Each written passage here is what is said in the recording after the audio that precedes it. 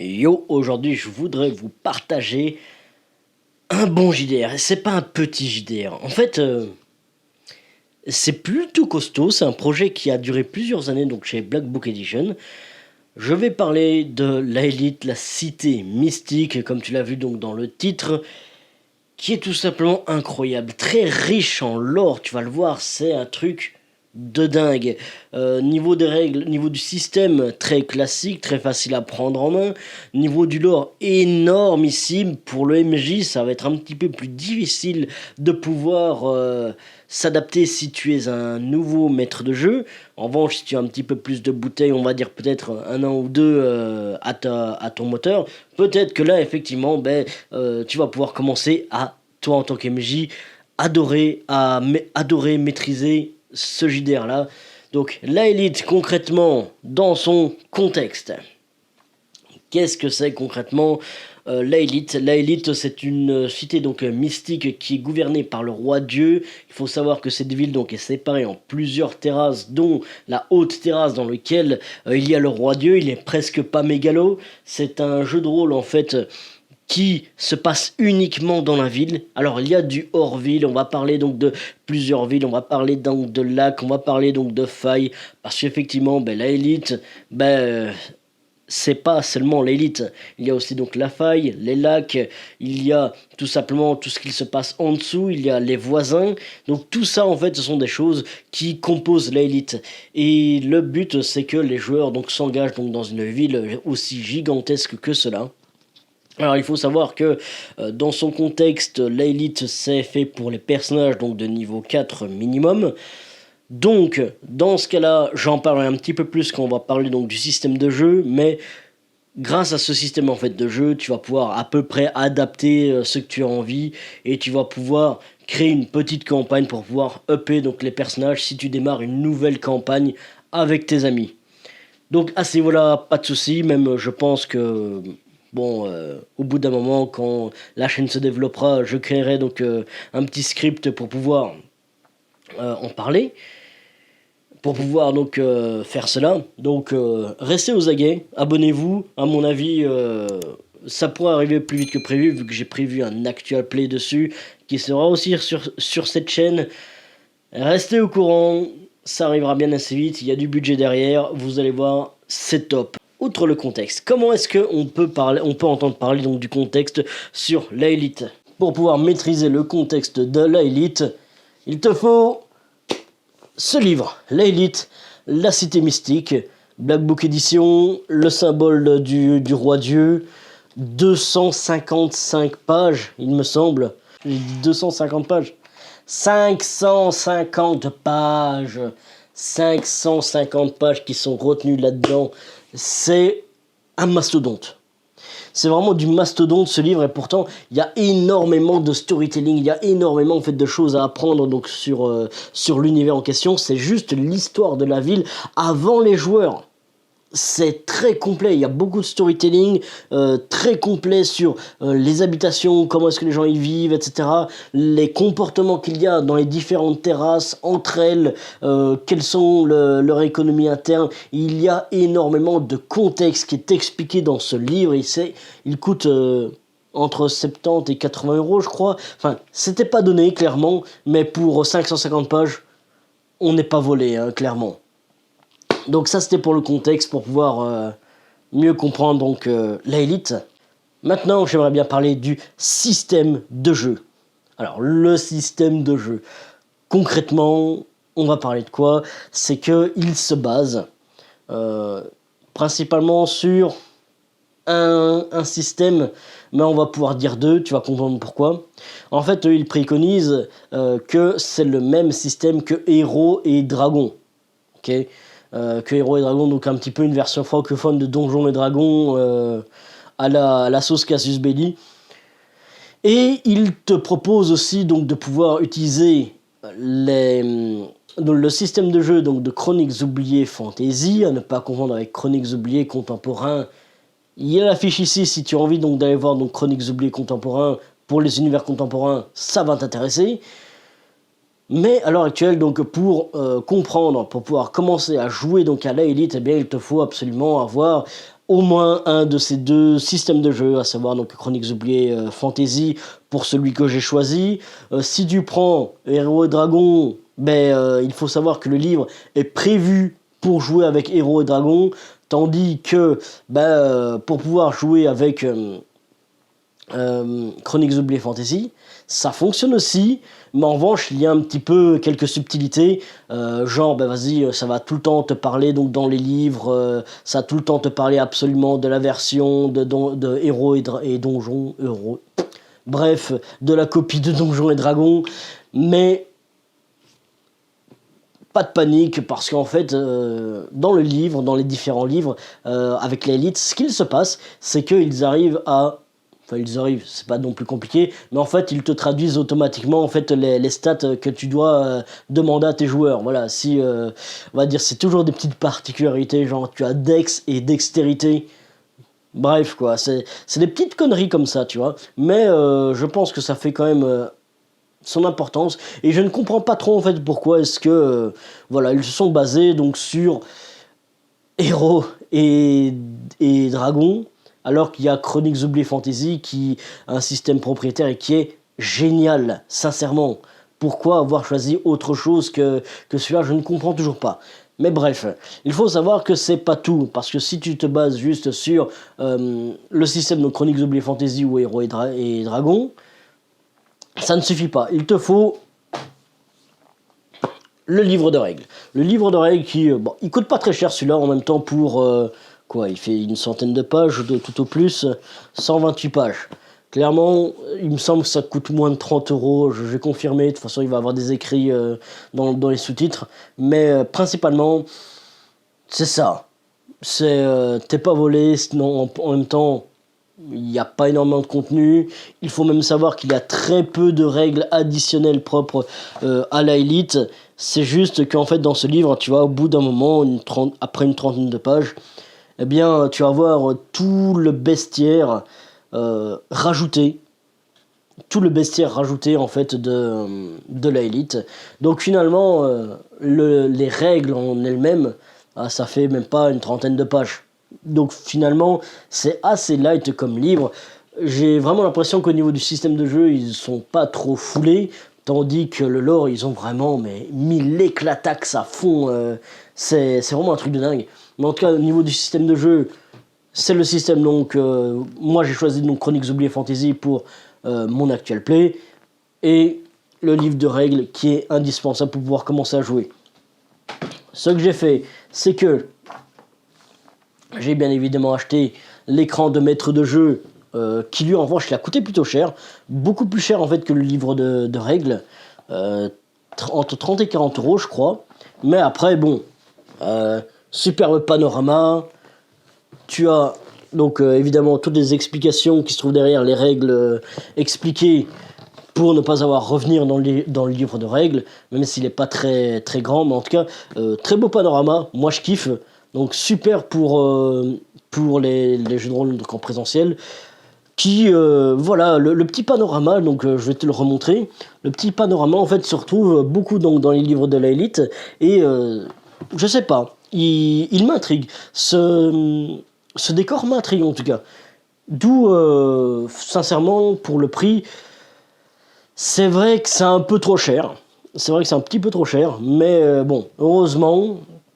Il nous ajoute un petit peu de contexte. Il nous ajoute un petit peu de contexte avec ce petit magazine qui est tout simplement donc l'impasse de l'arbre de Tulé. Donc on revoit encore donc ce panorama-là. C'est en même temps ça avec l'écran du meneur de jeu. Hein, donc faut pas s'en faire. Mais principalement donc voilà le genre d'illustration qu'on trouve dedans. Donc c'est super beau, sincèrement, moi j'ai kiffé quand j'ai vu ça. Et surtout, ça m'a fait en fait comprendre un petit peu plus sur le principe que dans le contexte, partout où tu vas te perdre, eh bien, il y aura toujours une partie d'histoire qui est prévue pour les joueurs. Donc finalement, même si les joueurs ils se perdent, ils sont pas vraiment perdus en fait.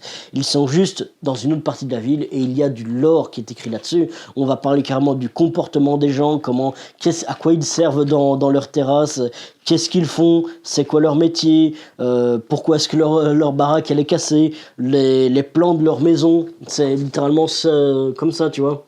Donc moi j'ai kiffé ce petit truc additionnel. C'est clairement un petit sucre. C'est clairement un petit sucre, c'est pas ça qui justifie le prix, sincèrement. Mais pour autant, c'est tout de même une attention que j'apprécie. Donc, sincèrement, allez, si tu as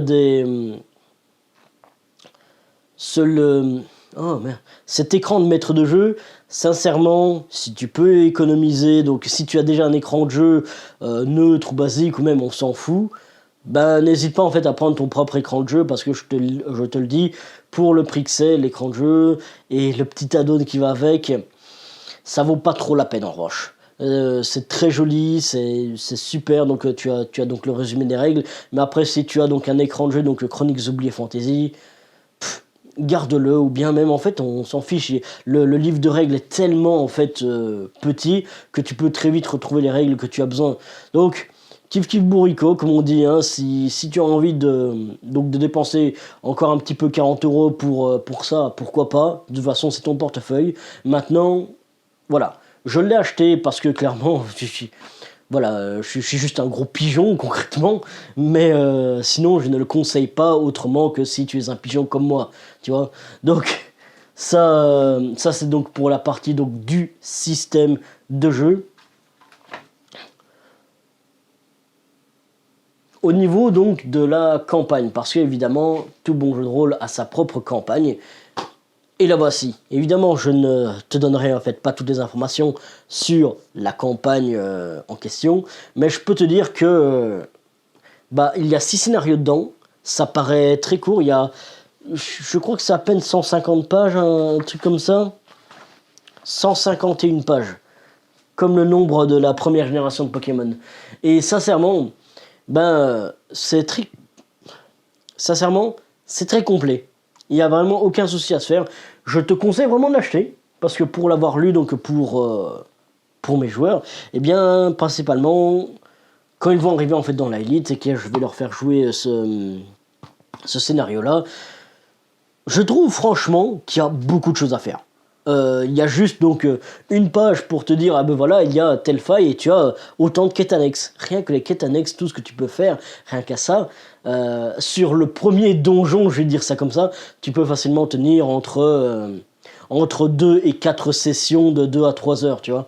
Tu as vraiment moyen de faire beaucoup de choses si tu brodes un petit peu derrière, si tu pousses tes joueurs à aller explorer un petit peu plus, toujours plus, ben franchement, tu as moyen d'avoir de superbes histoires très rapidement, et surtout, en fait, ça peut durer très longtemps. Il faut savoir que grâce avec ce contexte énorme, tout ce lore en fait qu'il donne avec le contexte, eh bien, tu peux facilement faire des campagnes de long cours. Donc n'hésite pas à aller improviser, te perdre dans le contexte, et même t'inspirer en fait de cette campagne-là, parce que c'est ultra quali. Je ne sais plus exactement combien est-ce qu'il coûte, mais voilà quoi. Pour 150 pages, même tu me dis 40 €, 45 €, ça me dérangerait même pas. Je vais de toute façon, je noterai toujours donc le prix, donc un petit peu donc dans ces zones-là, histoire que tu te fasses une idée donc du prix. Donc ça, c'était pour la partie campagne, qui pour moi est un très très bon élément de la Elite, comme ça va de pair avec le contexte, et que le contexte est énormément riche en fait. Pour moi c'est vraiment le point fort de la Elite, là où justement le système de jeu est un petit peu fait à la vite, on va dire. C'était un petit peu le mode vas-y, on met tout un petit peu sous le tapis, ça va passer, tu vois. Maintenant pour la partie des assets. Les assets. Et là, hop, je te parle juste du recueil de plans, qui lui en revanche il a coûté pas mal cher, mais sincèrement quand tu vas voir les illustrations, où tu te dis c'est bon, c'est de la merde, et dégage, Voilà. Ou bien tu te dis, waouh, c'est trop beau, c'est trop dingue, et tu t'abonnes à cette chaîne, tu vois. Donc, ceci, donc c'est un plan de la Elite. Alors, c'est très grand, c'est très cartographié, mais en gros, tu vois le genre d'illustration que c'est. Donc ça, hop, c'est une carte, mais c'est pas juste une carte en fait. Hop. En fait, tu as plusieurs cartes. Je vais te les montrer une à une. Parce que sincèrement, la partie A7, c'est aussi un énorme point fort. Donc, il y a une deuxième carte de la Elite. Donc, celle-ci. Les différences, elles sont, on va dire, assez colorimétriques. Ça dépend un petit peu aussi dans le contexte dans lequel tu veux les donner à tes joueurs. Est-ce que tu veux le mettre sur la table? Est-ce que tu veux le garder pour toi? Ça dépend un petit peu. Mais en gros, il y a aussi donc une version un peu plus poster, hop, de la Elite. Enfin, je dirais poster, pas tant que ça, mais concrètement, ça c'est l'illustration en fait qui se trouve dans le livre donc de l'or dès les premières pages, tout simplement où ce qu'on voit donc la ville séparée en plusieurs terrasses par des murs et une énorme faille au centre. Et la dernière carte, qui tout simplement, c'est pour Lorville. Comme j'ai dit que le contexte est très riche, eh bien, il illustre très très bien dans les assets. Et ça, c'est tout simplement un lac. Je ne vous spoilerai pas sur ce fameux lac, mais concrètement, dites-vous que dites-vous qu'en fait, ce sont des assets que vous allez pouvoir donner directement à vos joueurs, et ils pourront directement se visualiser en fait dans l'environnement en fait dans lequel vous leur donnez. Donc sincèrement, très gros point. Si vous jouez donc en présentiel, achetez-le. C'est pas indispensable, mais la valeur que vous aurez en fait grâce à ces assets là, qu'est-ce que vous attendez, tu vois? C'est plus dans cette optique là. Tu peux tellement mais facilement faire plonger tes joueurs dans ton univers, dans l'univers de la Elite, qui est qu'une ville en fait, je le rappelle. C'est juste dingue. Alors, il n'y a pas que ça, il n'y a pas que des cartes grandes comme ça, il y a aussi des plus petites cartes, et en fait, c'est quoi la différence? C'est exactement en fait le même endroit, sauf qu'il y a ceci qui est plus peut-être pour le maître de jeu, ou bien si vous le donnez à vos joueurs, à vos risques et périls, mais il y a une version sans les marques, sans les légendes, pour pouvoir tout simplement leur donner, et qu'ils se voient en fait dans l'environnement, encore une fois. C'est extrêmement puissant, parce qu'ainsi, tout simplement, Black Book Edition ont très bien réussi donc leur coup de maître. Et en fait, il n'y a que des plans comme ça, et un dernier type de plan. Il y a des plans aussi beaucoup plus colorés comme ceci, toujours avec une version sans cotation pour donner à vos joueurs. Le tout super bien maîtrisé, sincèrement. Ça montre vraiment bien que ils maîtrisent tellement bien le contexte qu'ils te donnent les assets qui vont avec pour pouvoir sublimer le tout.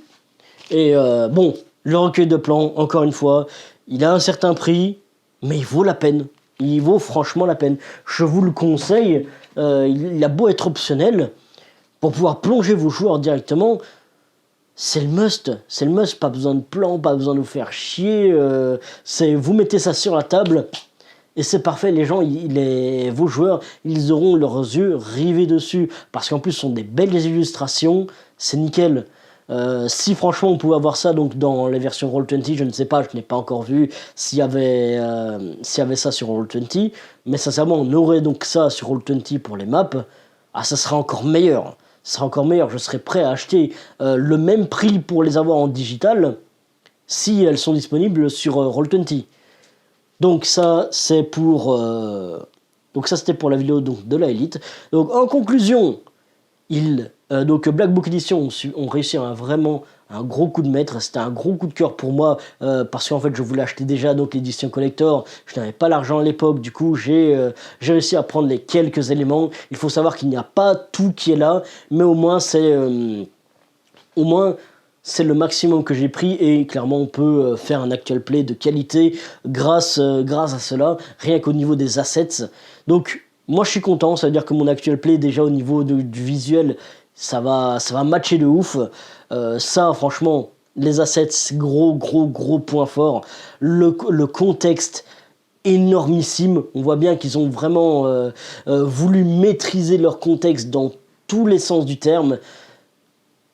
Bravo, gros GG. En revanche, voilà, le seul point donc négatif que j'ai à dire, et là vraiment, je comprends pas qu'est-ce que vous avez fait, c'est les règles, c'est trop light. C'est beaucoup trop light. Vous nous mettez un contexte mais gigantesque comme ça, après, c'est bon, oui, les règles, on verra plus tard, ou bien vas-y, tu vois notre, ouais, bah tu le prends, tu vois, on te met quelques petites règles additionnelles. C'est comme si tu prenais, c'est comme si en fait tu prenais l'hamburger de chez McDonald's et tu rajoutes un petit peu de ketchup dessus, par-dessus, et tu dis, voilà, t'as vu, tu as un tout nouveau système de jeu rien que pour toi. Je trouve ça un petit peu trop facile. Sincèrement, ils auraient pu faire beaucoup mieux. Ils auraient pu faire dans le livre de règles, pourquoi pas en fait un petit résumé donc de Chroniques oubliées Fantasy, de Héros et Dragons, comme vu que c'est les deux systèmes qu'il propose. Pourquoi pas avoir un petit résumé des deux, au moins la création de personnages. Là, absolument, il n'y a rien. Il y a juste des règles additionnelles à ce truc-là.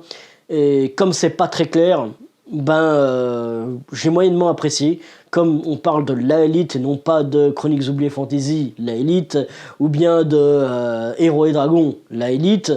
Voilà, ça m'a dérangé un petit peu donc de voir donc juste aussi peu de règles de disponibles pour la Elite. Clairement, ils avaient le budget, ça fait plusieurs années qu'ils bossent dessus. Je ne comprends pas pourquoi est-ce que avec autant de temps, vous n'avez pas passé un minimum de temps sur les règles. Les règles additionnelles sont bien, mais beaucoup trop light. En revanche, encore une fois, je le répète, mais vos assets, votre contexte, il est super bien maîtrisé. Le lore, il est ouf. Je suis en train donc de le bouffer, mais chaque page, tout le storytelling qui se trouve dedans, c'est un truc de dingue, sincèrement. Je vous conseille ce jeu de rôle, à savoir que pour les maîtres de jeu débutants, c'est un petit peu plus difficile donc à appréhender. Cependant, si vous avez 1 ou 2 années donc de bouteille derrière vous, allez-y, tentez directement, ça vaut la peine. Il va falloir vraiment pas mal vous adapter, surtout beaucoup improviser, parce qu'évidemment, on ne vous prend pas par la main du début jusqu'à la fin. On va vous donner les outils, à vous de savoir utiliser vos outils à bon escient. Donc voilà, merci beaucoup. Je vous dis à bientôt. Merci d'avoir regardé cette vidéo, ça me fait plaisir. Il faut savoir qu'il va y avoir donc des actual plays qui vont arriver bientôt sur cette chaîne de qualité. Donc n'hésitez pas à d'ores et déjà vous abonner pour ne absolument rien rater de ce qu'il va arriver. Donc si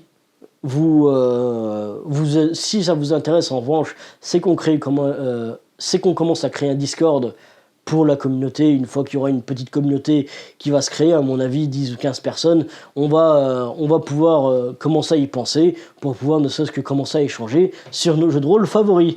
Donc voilà, encore une fois, merci de m'avoir écouté, je vous dis à bientôt.